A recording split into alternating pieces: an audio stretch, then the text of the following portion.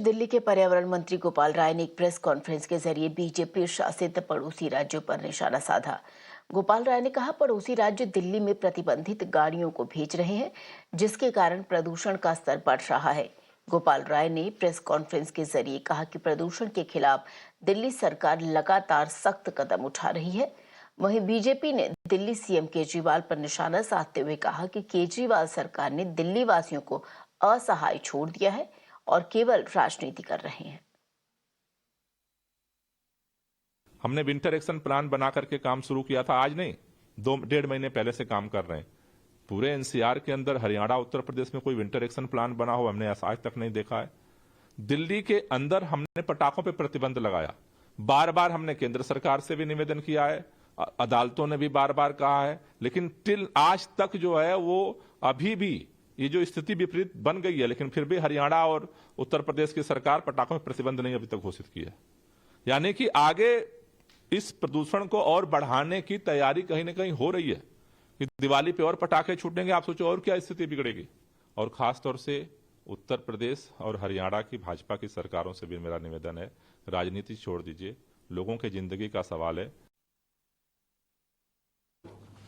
Delhi pollution पे मैं इतना जरूर कहना चाहता हूं, श्रीमान अरविंद केजरीवाल जी बड़ी बड़ी डीके मारते थे, बड़े बड़े सपने दिखाते थे दुनिया को। उन्होंने जो 3 स्मोक टावर लगाए वो पिछले 6 महीने से बंद पड़े। उनमें कितने का घपला हुआ ये देश की जनता को जानना है। वो बड़े आरोप लगाते थे जब कांग्रेस की सरकार पंजाब में थी कि पराली जलाते तब जाके यहां पे पोल्यूशन होता है। अब पंजाब में भी आम आदमी पार्टी की सरकार है और दिल्ली में भी आम आदमी की सरकार है, आम आदमी पार्टी की, और दोनों ने, अब कौन इसकी गारंटी लेता है पूछिए जरा। श्रीमान अरविंद केजरीवाल का चेहरा वो बेनकाब हुआ है कि ये झूठ बोलकर जो राजनीति करते थे, आज पूरी दिल्ली को एक गैस चैम्बर में बदल दिया है जहां पर सांस लेना भी मुश्किल हो गया है।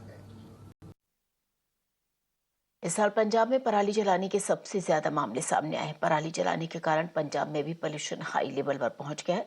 राज्य की भगवंत मान सरकार ने एडवाइजरी जारी करते हुए लोगों से मास्क पहनने की अपील की है। This is the recent advisory which has been issued by the Punjab government. The way they have already understand the sense of this air quality which has been affected in the various districts of Punjab, and as of now what we can understand, stubble burning is still continuing in the various districts of Punjab. In Bathinda we have seen one of the official, he was harassed by the farmers, and we have seen that cognizance has been taken by the Punjab Chief Minister Bhagwant Singh Mann, and he has already asked to take action against those farmers who are harassing that official who was trying to ask them not to go for this stubble burning. As of now, what we can understand, the state government has been claiming they have already implemented a strategy so that there should be less cases of stubble burning, and so many times the data has been released by the Punjab government where they had compared this type of this time stubble burning with the previous years. But at the same time, NASA pictures which has been released by the Haryana government also, it seems that stubble burning is not under control of the state government.